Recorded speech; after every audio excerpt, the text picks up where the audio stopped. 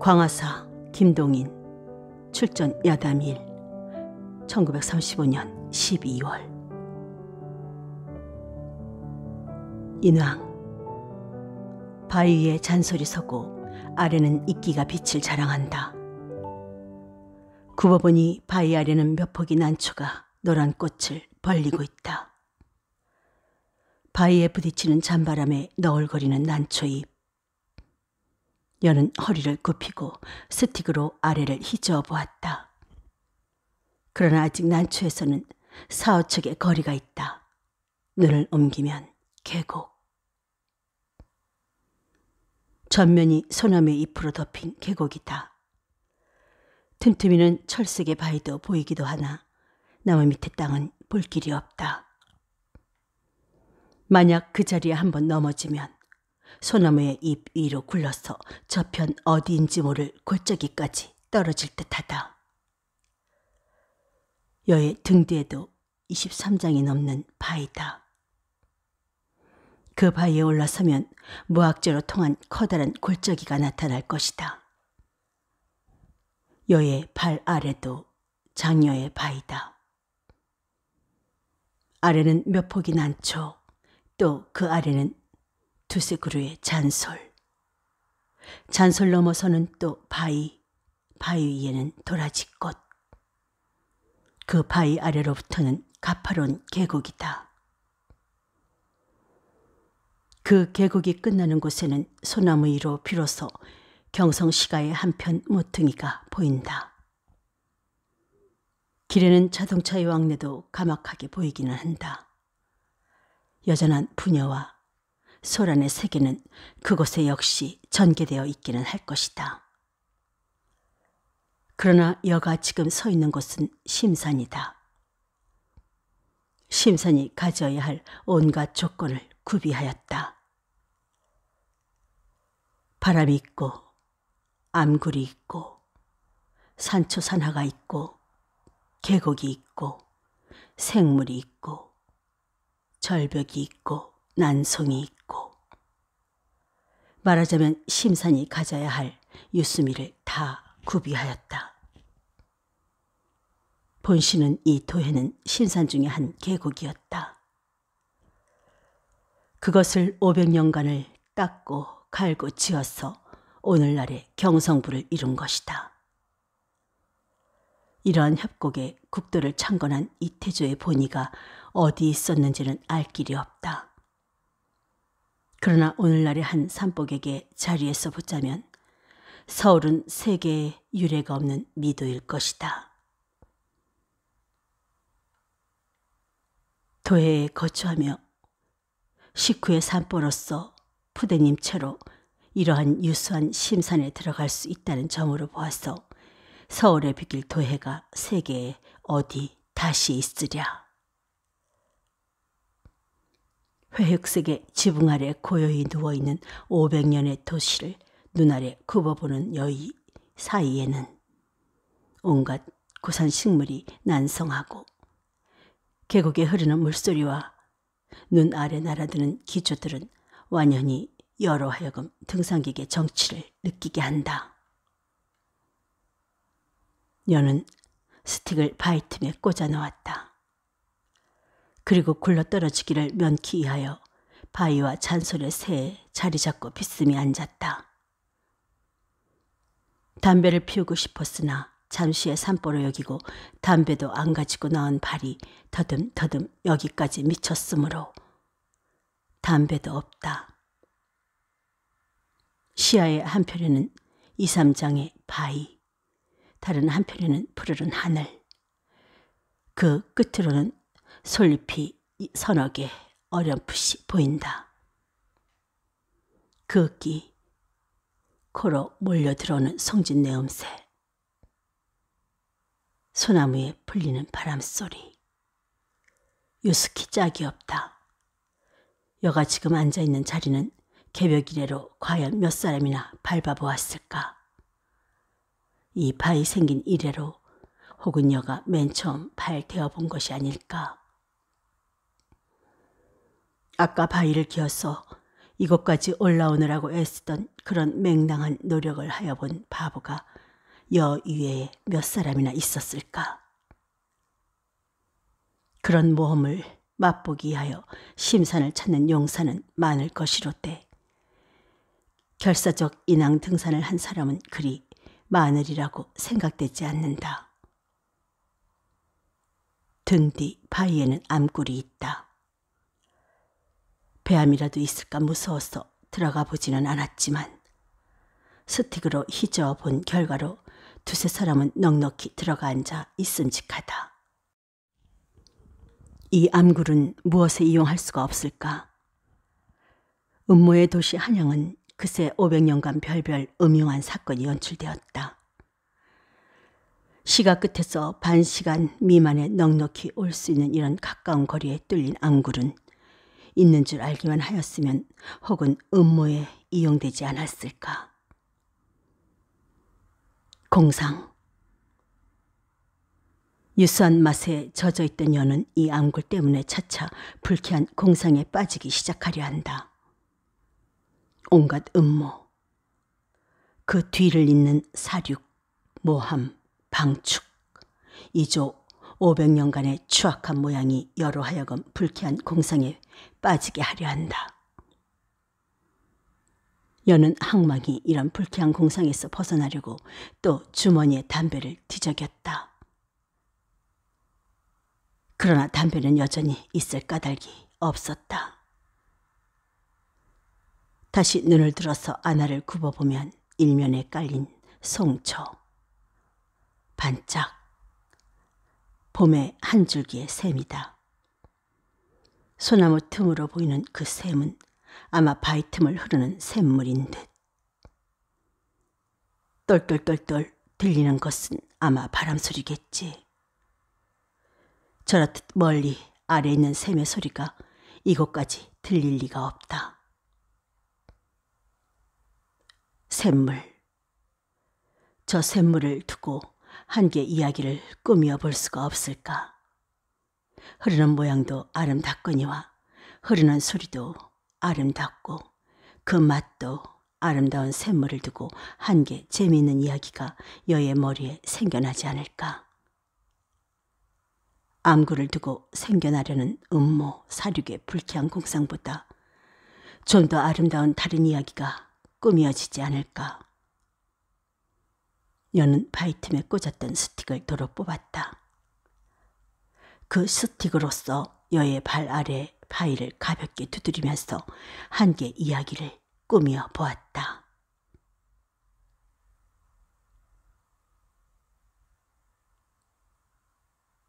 한 하공이 있다.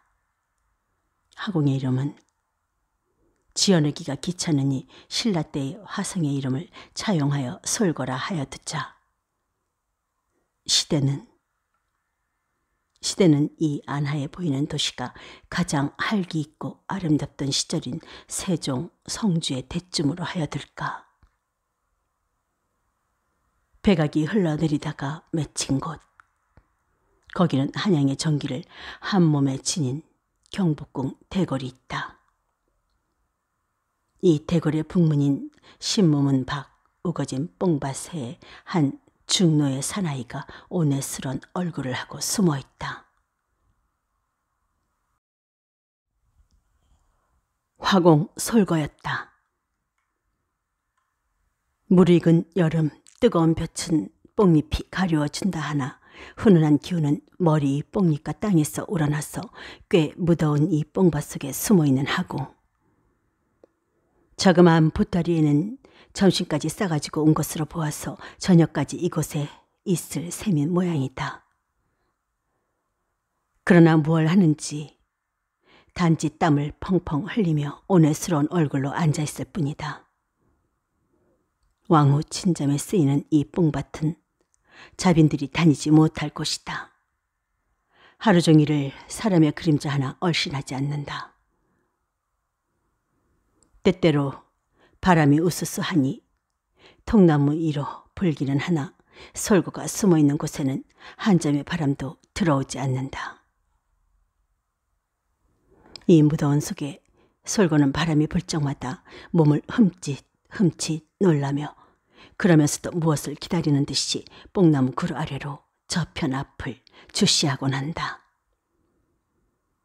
이윽이 석양이 무학을 넘고 이 도시도 항온이 들었다. 날이 어둡기를 기다려서 이 하공은 몸을 숨겨가지고 거기서 나왔다. 오늘은 헛길, 내일이나 다시 볼까? 한숨을 쉬면서 제 오막살이를 찾아 돌아가는 하공.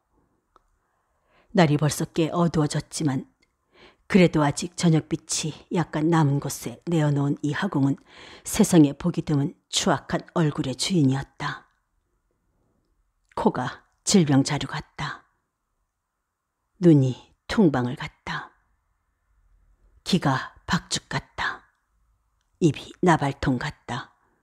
얼굴이 두꺼비 같다. 소위 추한 얼굴을 형용하는 온갖 형용사를 한 얼굴에 지닌 흉한 얼굴의 주인으로서 그 얼굴이 또한 굉장히도 커서 멀리서 볼지라도 그 존재가 완연하리만 하다. 이 얼굴을 가지고는 백주에는 나다니기가 스스로 부끄러울 것이다.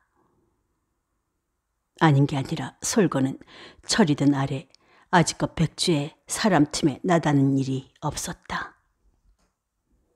일찍이 16살에 스승의 중매로서 어떤 양가 처녀와 결혼을 하였지만 그 처녀는 솔기의 얼굴을 보고 기절을 하고 기절에서 깨어나서는 그냥 집으로 도망쳐버리고 그 다음에 또 한 번 장가를 들어보았지만 그 색시 역시 첫날 밤만 정신 모르고 치른 뒤에는 이튿날은 무서워서 죽어도 같이 못 살겠노라고 부모에게 떼를 써서 두 번째 비극을 겪고 이러한 두 가지의 사변을 겪고 난 뒤에는 솔고는 차차 여인이라는 것을 보기를 피하여 오다가 그 계벽이 점점 자라서 나중에는 일체로 사람이란 것에 얼굴을 대하기가 싫어졌다. 사람을 피하기 위하여 그리고 또한 일방으로도 화두에 정진하기 위하여 인가를 떠나서 백악의 숲속에 조그만 오막살이를 하나 틀고 거기 숨은 지 근 30년. 생활에 필요한 물건 혹은 그림에 필요한 물건을 구하기 위하여 부득이 거리에 나가야 할 필요가 있을 때는 반드시 밤을 택하였다. 피할 수 없이 낮에 나갈 때는 박립을 쓰고 그 위에 얼굴을 배로 가리었다. 화두에 발을 들여놓은 지 근 40년. 부득이한 금욕 생활, 부득이한 운든 생활을 경영한 지 30년. 여인에게로 소모되지 못한 정력은 머리로 모이고 머리로 모인 정력은 손끝으로 뻗어서 종이에 비단에 갈겨 던진 그림이 벌써 수천 점. 처음에는 그 그림에 대하여 아무 불만도 느껴보지 않았다. 하늘에서 타고난 천분과 스승에게서 얻은 훈련과 저축된 정력의 소산인 한 장의 그림이 생겨날 때마다 그것을 보면서 스스로 만족히 여기고 스스로 자랑스러이 여기던 그였다. 그러나 그런 과정을 밟기 20년에 차차 그의 마음에 음도들 불만. 그것은 어떻게 보자면 하도에는 이단적인 생각일는지도 모를 것이다.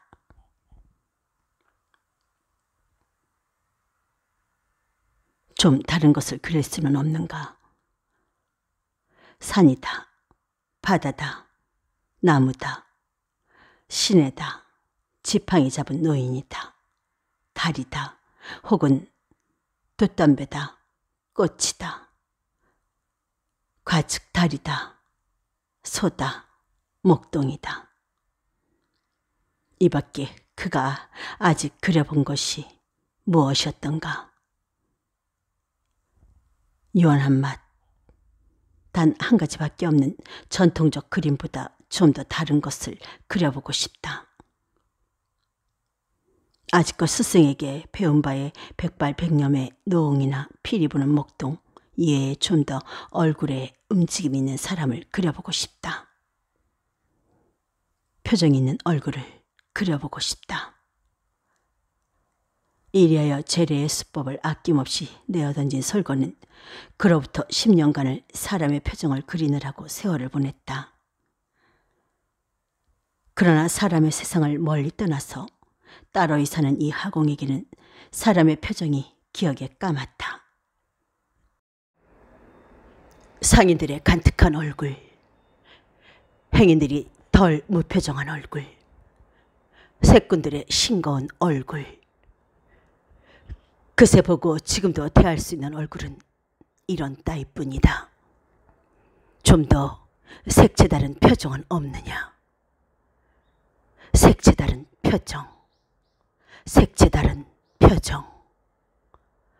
이 욕망이 화공의 마음에 있고 커가는 동안 화공의 머리에 솟아오르는 몽롱한 기억이 있다. 이 화공의 어머니의 표정이다. 지금은 거의 그의 기억에서 사라졌지만 어린 시절에 자기를 품에 안고 눈물 글썽글썽한 눈으로 굽어보던 어머니의 표정이 가끔 한순간씩 그의 기억의 표면까지 뛰쳐올랐다. 그의 어머니는 희세의 미녀였다. 대대로 이후의 자손의 미까지 모두 미리 빼앗았던지 세상에 드문 미인이었다. 화공은 이 미녀의 유복자였다. 아비 없는 자식을 가슴에 부담고 눈물 머금은 눈으로 굽어보던 표정.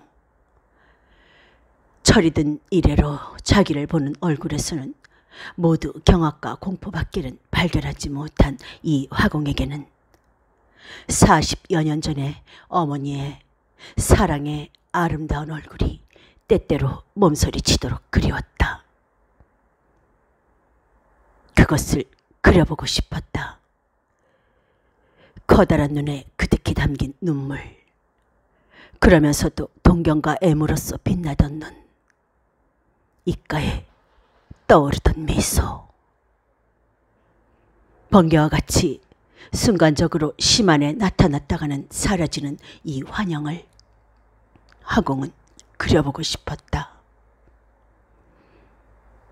세상을 피하고 세상에서 숨어 살기 때문에 차차 비뚤어진 이 화공의 괴벽한 마음에는 세상을 그리는 정열이 또한 그만치 컸다.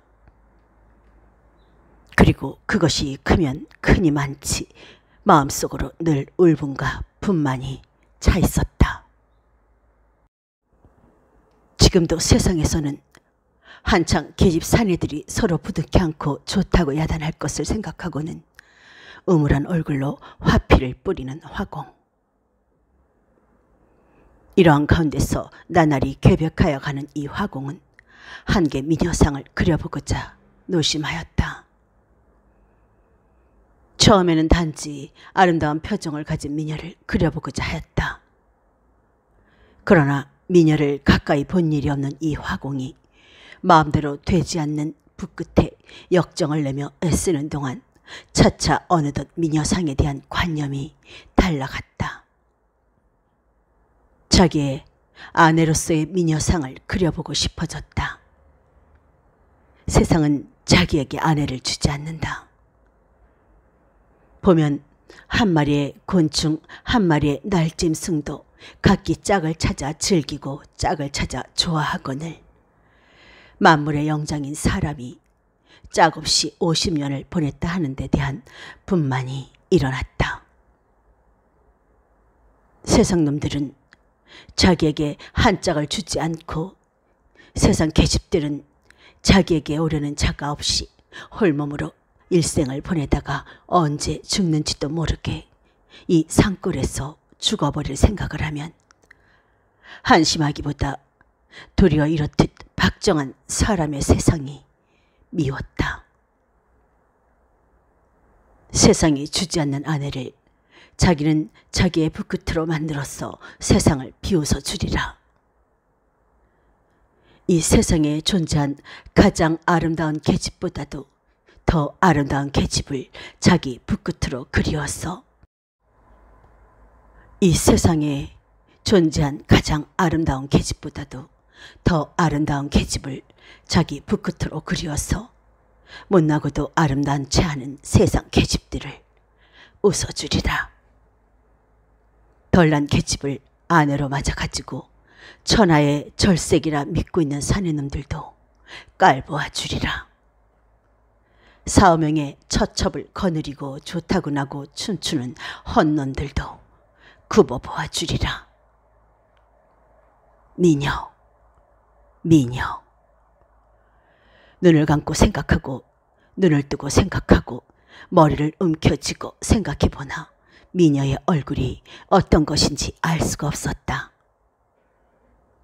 물론 얼굴에 처료가 없고 이목구비가 제대로 놓였으면 세상 보통의 미인이라 한다.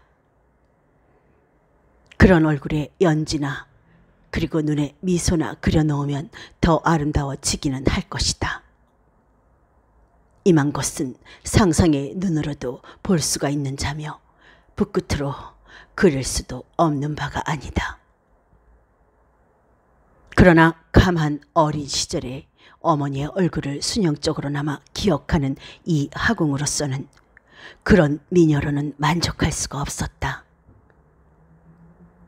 온해와 분만 중에서 흐르는 세월은 1년 또 1년 무의히 흘러간다. 미녀의 아랫동이는 그려진 지 벌써 수년. 그 아랫동이 위에 올려놓일 얼굴은 어떻게 하여야 할지 짐작도 가지 않았다. 화궁의 오막살이 방 안에 들어서면 맞은편에 걸려있는 한 폭 그림은 언제든 어서 목과 얼굴을 그려주기를 기다리듯이 화궁을 힐책한다. 화궁은 이것을 보기가 거북하였다. 특별한 일이라도 있기 전에는 낮에 거리에 다니지를 않던 이 화궁이 흔히 얼굴을 싸매고 장안을 돌아다녔다. 행여나 길에서라도 미녀를 만날까 하는 요행심으로였다. 길에서 순간적으로라도 마음에 드는 미녀를 볼 수만 있으면 그것을 머리에 똑똑히 캐치하여 그 기억으로서 화상을 그릴까 하는 요행심으로. 그러나 내법이 심한 이 도회에서 대낮에 양가의 부녀가 얼굴을 내놓고 길을 다니지 않았다. 계집이라는 것은 하인배나 하류배 뿐이었다. 하인배, 하류배에도 때때로 미녀라 일컬을 자가 있기는 있었다. 그러나 아무리 산뜻한 미를 갖기는 했다 하나 얼굴에 흐르는 표정이 더럽고 비열하여 캐치할 만한 자가 없었다. 얼굴을 싸매고 거리로 방황하며 혹은 계집들이 많이 모이는 우물가며 저자를 비슬비슬 방황하며 어찌어찌하여 약간 이쁜 듯한 계집이라도 보이면 따라가면서 얼굴을 연구해보고 했으나 마음에 드는 미녀를 지금껏 얻어내지를 못하였다. 혹은 심규에는 마음에 드는 계집이라도 있을까? 심규. 한번 심규의 계집들을 모조리 눈앞에 버려 세우고 얼굴 검사를 하여 보았으면 초조하고 성가신 가운데서 나를 보내고 나를 맞으면서 미녀를 구하던 하궁은 마지막 수단으로 친잠 상원에 들어가서 채상하는 궁녀의 얼굴을 얻어보려 하였다. 그러나 불행히도 화궁의 모험도 헛길로 돌아가고 그날은 채상을 하러 오지도 않았다. 그러나 때 바야흐로 누의 시절이라 길만성 있게 기다리노라면 궁녀에 오는 날도 있을 것이다. 미녀. 아내의 얼굴을 그리려는 욕망에 열이 오르고 독이 난 이 하궁은 그 이튿날도 또 뽕밭에 들어가 숨었다. 숨어 기다리지 않을 수가 없었다. 그로부터 한 달, 화궁은 나날이 점심을 싸가지고 상원으로 갔다. 그러나 저녁 때 제 오막살이로 돌아올 때는 언제든 그의 입에서는 기다란 탄식성이 나왔다. 궁녀를 못 본 바가 아니었다. 마치 여기 숨어있는 화공에게 선 보이려는 듯이 나날이 궁녀들은 번갈아 왔다. 한때씩 밀려와서는 옷소매 치맛자락을 펄럭이며 뽕을 따갔다. 한 달 동안에 합계 40~50명의 궁녀를 보았다. 모두 일률로 미녀들이었다. 그리고 길가 우물가에서 허투루 볼 수 있는 미녀들보다 고아한 얼굴에는 틀림이 없었다. 그러나 그 눈, 화공에 보는 바는 눈이었다. 그 눈에 나타난 애무와 도경이었다. 철철 넘쳐 흐르는 사랑이었다. 그것이 궁녀에게는 없었다. 말하자면 세상 보통의 미녀였다. 자기에게 계집을 주지 않는 고약한 세상에게 보복하는 의미로 절세의 미녀를 차지하고자 하는 이 화공의 커다란 야심으로서는 그만 따위의 미녀로 만족할 수가 없었다. 오막살이로 돌아올 때마다 그의 입에서 나오는 기다란 한숨. 이런 한숨을 쉬기 한 달. 그는 다시 상원에 가지 않았다.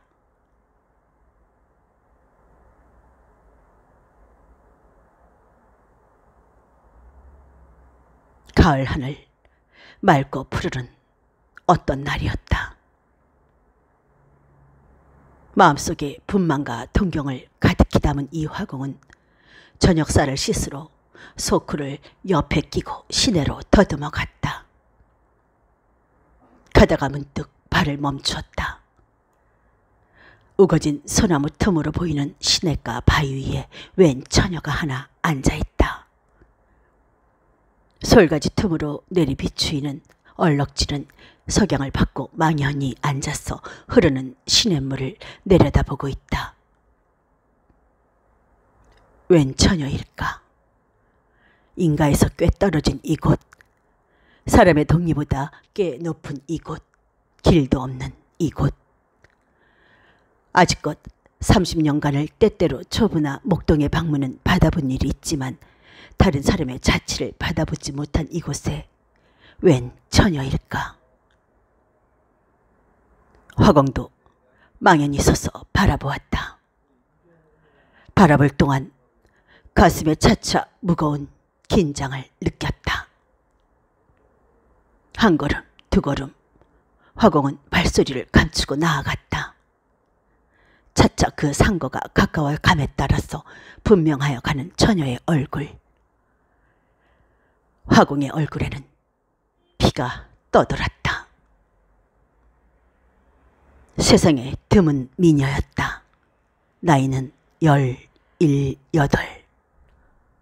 그 얼굴 생김이 아름답다기보다 얼굴 전면에 나타난 표정이 놀랄만치 아름다웠다. 흐르는 시내에 눈을 부었는지 귀를 기울였는지 하여간 처녀의 온 주의력은 시내에 모여있다. 커다랗게 뜨인 눈은 깜빡일 줄도 잊은 듯이 황홀한 눈으로 시내를 굽어보고 있다. 남벽의 시냇물에는 용궁이 보이는가? 소나무 그루에 부딪혀서 튀어나는 바람에 앞머리를 약간 날리면서 처녀가 굽어보고 있는 것은 무엇인가? 처녀의 공상과 정열과 한이가 한꺼번에 모인 절묘한 미소를 눈과 입에 띠고 일심불란히 처녀가 굽어보는 것은 무엇인가? 아, 화공은 드디어 발견하였다. 그새 10년간을 여항의 길거리에서 혹은 우물가에서 내지는 친잠 상원에서 발견하여 보려고 애쓰다가 종래 다르지 못한 놀랄만한 아름다운 표정을 화공은 뜻 안 한 여기서 발견하였다. 하공은 걸음을 빨리 하였다. 자기 얼굴이 얼마나 더럽게 생겼는지, 이 처녀가 자기를 쳐다보면 얼마나 놀랄지 이 점을 온전히 잊고 걸음을 빨리하여 처녀의 쪽으로 갔다. 처녀는 하공의 발소리에 머리를 번쩍 들었다. 하공을 바라보았다. 그 무한히 먼 곳을 바라보는 듯한 기묘한 눈을 들어서 가슴이 무득하여 무슨 말을 하여야 할지 망설이며 화공이 밤벙어리 같은 소리를 할 때 처녀가 먼저 입을 열었다. 여기가 어디 오니까? 여기가 어디? 여기는 인왕산록 이름도 없는 곳이지만 너는 웬 색시냐? 네. 문득 떠오르는 적적한 표정. 더듬 시내를 따라왔습니다. 화공은 머리를 기울였다. 몸을 움직여 보았다. 무한히 먼 것을 바라보는 듯한 처녀의 눈은 그냥 움직임 없이 커다랗게 뜨여 있기는 하지만 어디를 보는지 무엇을 보는지 알 수가 없다. 드디어 화공은 부르짖었다. 너 앞이 보이느냐? 소경이 올시다. 소경이었다. 눈물 머금은 소리로 하는 이 대답을 듣고 화공은 좀 더 가까이 갔다. 앞도 못 보면서 어떻게 무얼 하러 얘까지 왔느냐? 처녀는 머리를 푹 수그렸다. 무슨 대답을 하는 듯 하였으나 화공은 알아듣지 못하였다. 그러나 화공으로 하여금 저기 호기심을 잃게 한 것은 처녀의 얼굴에 아까와 같은 놀라운 매력 있는 표정이 없어진 것이었다. 그만하면 보기 드문 미인임에는 틀림이 없다. 그러나 아까 화공이 그렇듯 놀란 것은 단지 미인인 탓이 아니었다. 그 얼굴에 나타난 놀라운 매력에 끌린 것이었다. 불쌍도 하지. 저녁도 가까워오는데 어둡기 전에 집으로 내려가거라. 이만치 하여 화공은 처녀를 포기하려 하였다. 이 말에 처녀가 응하였다. 어두운 것은 탓하지 않습니다마는 항원이 매우 아름답다지요. 그럼 아름답고 말고. 어떻게 아름답습니까? 황금빛이 솟아내서 줄기줄기 비추이는구나. 거기 새빨갛게 물든 천하, 푸르른 소나무도 남빛 바위도 검붉은 나무 그루도 모두 황금빛에 잠겨서.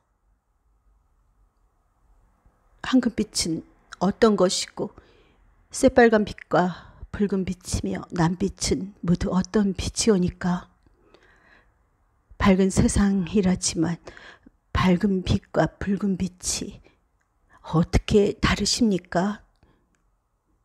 이 산 경치가 아름답다는 소문을 듣고 더듬어 왔습니다마는 바람소리, 돌물소리, 귀로 들리는 소리밖에는 어디가 아름다운지 알 수가 없습니다.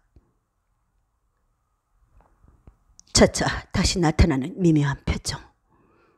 커다랗게 뜨인 눈에 비치는 동경의 물결. 일단 사라졌던 아름다운 표정은 다시 생기기 비롯하였다. 화공은 드디어 처녀의 맞은편에 가 앉았다. 이 샘줄기를 따라 내려가면 바다가 있고 바닷속에는 용궁이 있구나.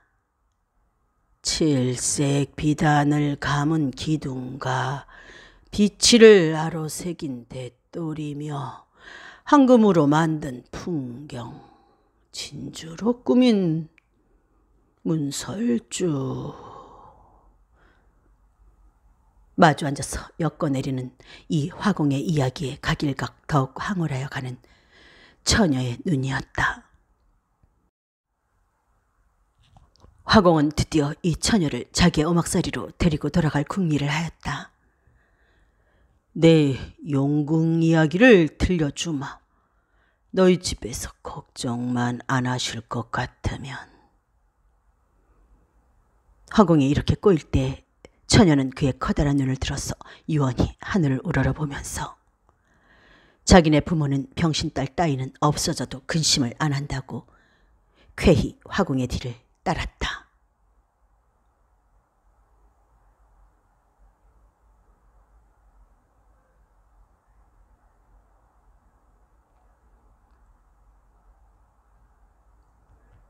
일사천리로 여기까지 밀려오던 여의 공상은 문득 중단되었다.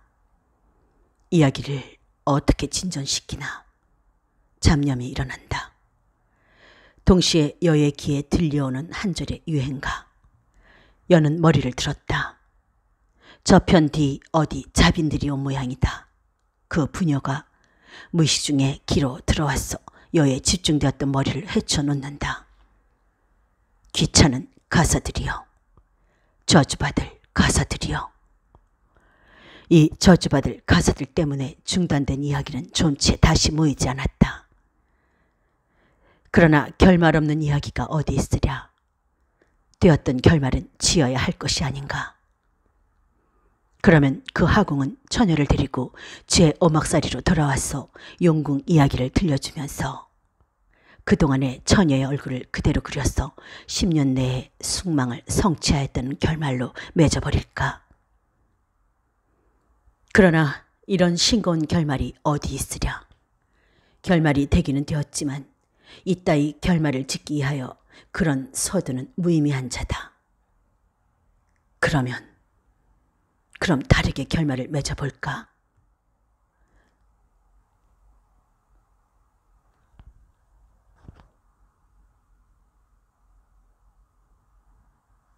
하공은 처녀를 제 오막살이로 데리고 돌아왔다. 그리고 처녀에게 용궁 이야기를 들려주었다. 그러나 아까 용궁 이야기로 초벌 들은 처녀는 이번은 그렇듯 큰 감흥도 느끼지 않는 모양으로 그다지 신통한 표정도 보이지 않았다. 화공의 계획은 수포로 돌아갔다. 화공은 그 그림을 영 미완품 채로 남기지 않을 수 없었다. 역시 마음에 들지 않는 결말이다. 그럼 또다시 화공은 처녀를 데리고 돌아왔다. 돌아와서 처녀를 보면 볼수록 탐스러워서 그림은 집어 던지고 처녀를 아내로 삼아버렸다. 앞을 못 보는 처녀는 이 추하게 생긴 화공에게도 아무 불만이 없이 일생을 즐겁게 보냈다. 그림으로나 아내를 얻으려던 하공은 절세 미녀를 아내로 얻게 되었다. 역시 불만이다. 귀찮고 성가시다. 저주받을 유행 가사요. 여는 일어났다. 감흥을 잃은 이 자리에 그냥 앉아있기가 싫었다.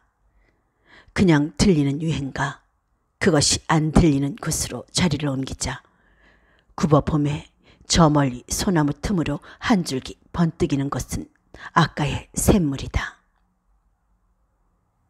그 샘물로, 가장 이 이야기의 원천이 된 그 샘으로 내려가자. 벼랑을 내려가기는 올라가기보다 더 힘들었다. 올라가는 것은 올라가다가 실수하여 떨어지면 과즉 제자리에 내린다. 그러나 내려가다가 발을 실수하면 어디까지 구울러 갈지 예측할 길이 없다.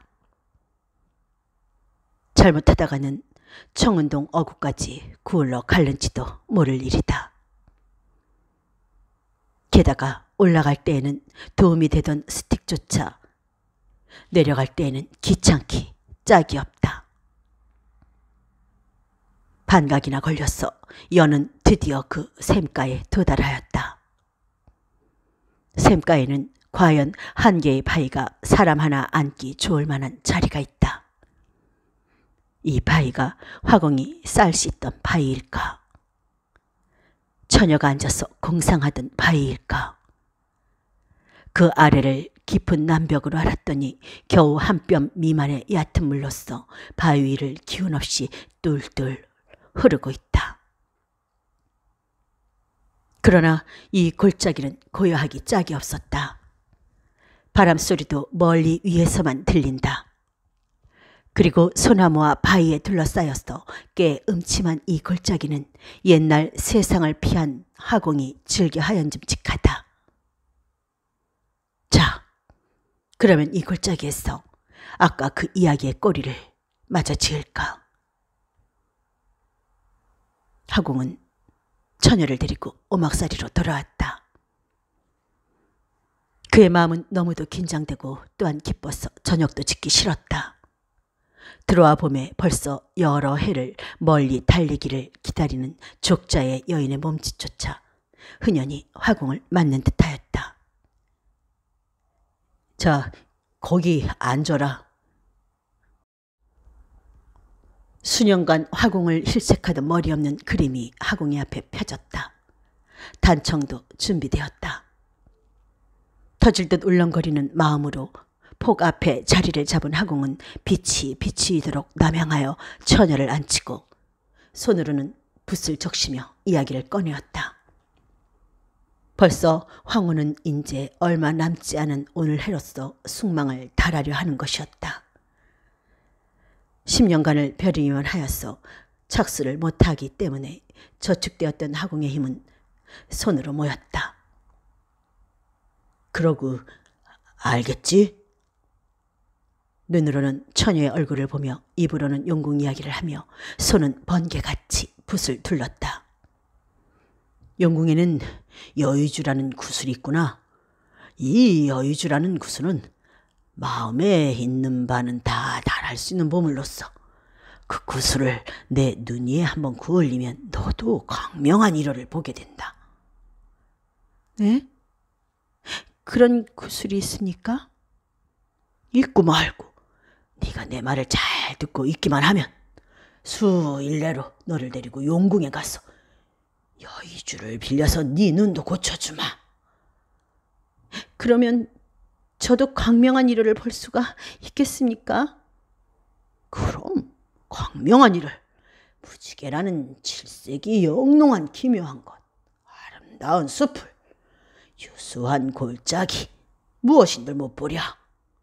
아, 어서 그 여의주를 구해서. 아, 놀라운 아름다운 표정이었다. 화공은 처녀의 얼굴에 나타나 넘치는 이 놀라운 표정을 하나도 잃지 않고 화폭에 옮겼다. 황후는 어느덧 밤으로 변하였다. 이때는 그림의 여인에게는 단지 눈동자가 그려지지 않을 뿐 그 밖의 것은 죄 완성이 되었다. 동자까지 그리고 싶었다. 그러나 이 그림의 생명을 좌우할 눈동자를 그리기에는 날은 너무도 어두웠다. 눈동자 하나쯤이야 밝은 날로 남겨둔들 어떠랴. 하여간 10년 숙망을 겨우 달한 화공의 심사는 무엇에 비기지 못하도록 기뻤다. 아, 이 탄성은 오래 벼르던 일이 끝났을 때 나는 기쁨의 소리였다. 이 일단의 안심과 함께 화공의 마음에는 또 다른 긴장과 정열이 솟아올랐다. 꽤 어두운 가운데서 처녀의 얼굴을 유심히 보기 하여 화공이 잡은 자리는 처녀의 무릎과 거의 닿을 만치 가까웠다. 그림에 대한 일단의 안심과 함께 화공의 코로 몰려 들어오는 강렬한 처녀의 채취와 전신으로 느끼는 처녀의 접근 때문에 화공의 신경은 거의 마비될 듯 싶었다. 차차 각일각 몸까지 떨리기 시작하였다. 어두운 가운데서 황홀스레 빛나는 처녀의 커다란 눈과 정열로 들먹거리는 입술은 화공의 정신까지 혼미하게 하였다. 밝은 날 화공과 소경, 처녀의 두 사람은 벌써 남이 아니었다. 오늘은 동자를 완성시키리라. 30년의 독신 생활을 벗어버린 화공은 30년간을 혼자 먹던 초반을 소경 처녀와 같이 먹고 다시 그림폭 앞에 앉았다. 용궁은? 기쁨으로 빛나는 처녀의 눈. 그러나 화공의 신미 안에 비친 그 눈은 어제의 눈이 아니었다. 아름답기는 다시 없는 아름다운 눈이었다. 그러나 그 눈은 사내의 사랑을 구하는 여인의 눈이었다.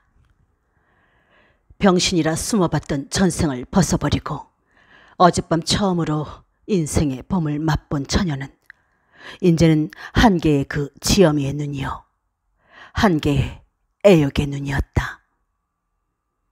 용궁은? 용궁에 어서 가서 여의주를 얻어서 제 눈을 띄워주세요. 밝은 천지도 천지려니와 당신이 어서 눈뜨고 보고 싶어. 어젯밤 잠자리에서 자기는 24살 난 풍신 좋은 사내라고 자랑한 화공의 말을 그대로 믿는 소경 처녀였다. 얻어주지. 그 칠색이 영롱한. 그 칠색도 어서 보고 싶어요. 그래. 좌우간 지금 머리로 생각해보란 말이야. 네, 참 어서 보고 싶어서. 굽어보면 무릎 앞에 그름은 어서 한 점 동자를 찍어주기를 기다리고 있다. 그러나 소경의 눈에 나타난 것은 아름답기는 아름다우나 그것은 애욕의 표정에 지나지 못하였다. 그런 눈을 그리려고 10년을 고심한 것이 아니었다. 자, 용궁을 생각해봐. 생각이나 하면 뭘 합니까? 어서 이 눈으로 보아야지. 생각이라도 해보란 말이야. 짐작이 가야 생각도 하지요. 어제 생각하던 대로 생각을 해봐. 네. 화공은 드디어 역정을 내었다.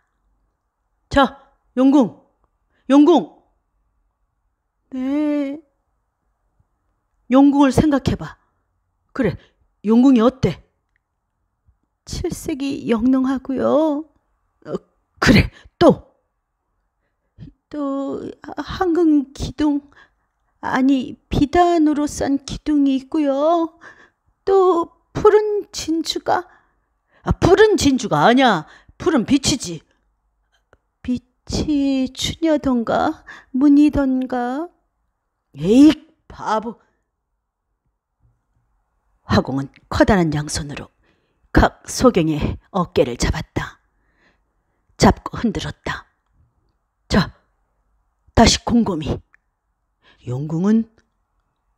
이 용궁은 바닷속에.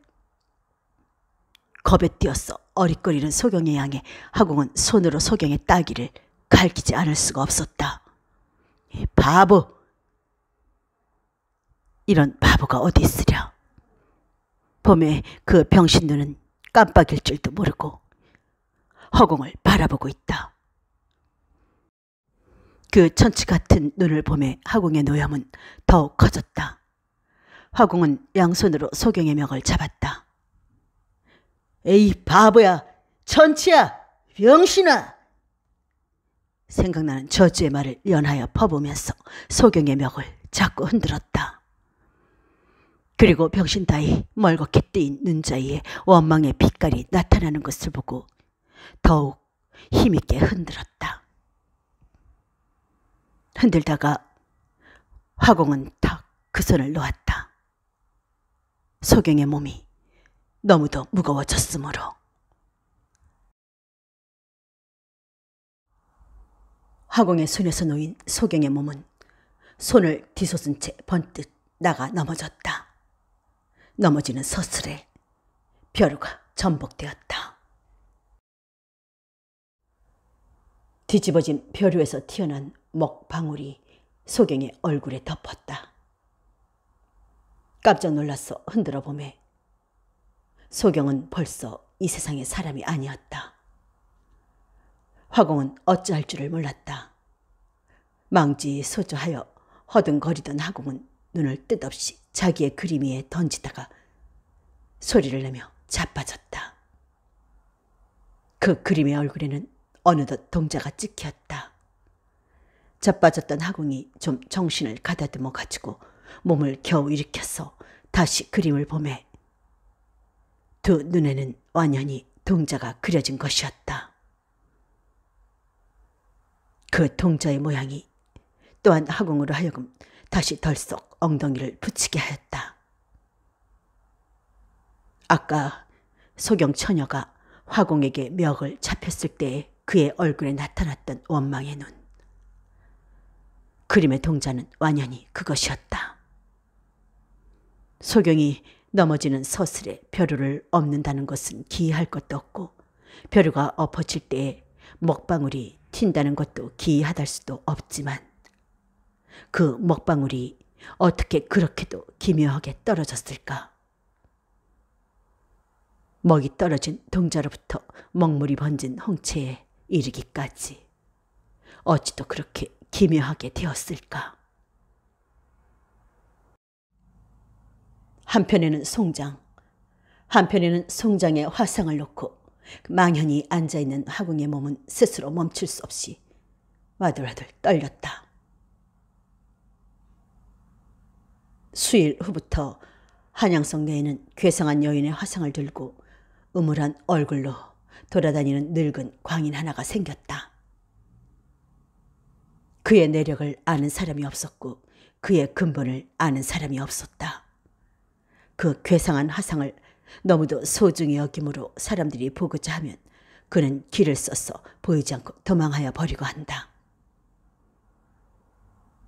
이렇게 수년간을 방황하다가 어떤 눈보라 치는 날 돌베개를 베고 그의 일생을 마감하였다. 죽을 때도 그는 그 족자는 깊이 품에 품고 죽었다. 늙은 화공이여, 그대의 쓸쓸한 일생을 여는 조상하노라. 여는 지팡이로서 물을 2번 저어보고 고즈넉이 몸을 일으켰다. 우러러봄에 여름의 석양은 벌써 백악 위에로서 춤추고 이 청고의 계곡을 산새가 남북으로 건넌다.